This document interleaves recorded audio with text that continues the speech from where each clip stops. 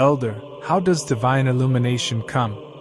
If we remove the rust from the wires, the old man, the old self, becomes a good conductor, and then the grace of God passes through and receives the divine light of grace. Otherwise, there are short circuits, and grace does not act. The whole foundation is for a person to be careful not to let the grace of God abandon him, so that he may have divine illumination.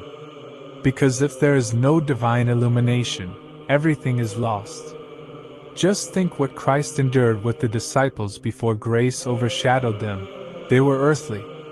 Before Pentecost, God had given the disciples authority to help the world, but they did not yet have the divine illumination which they received at Pentecost.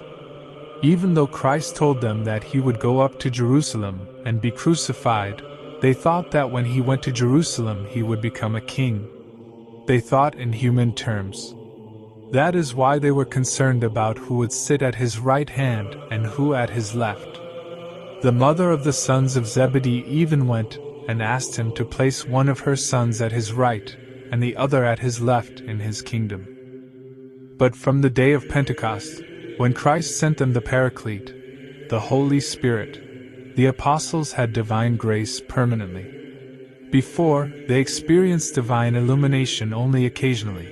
It was like their battery would charge and then run out again. They had to plug it in again to recharge.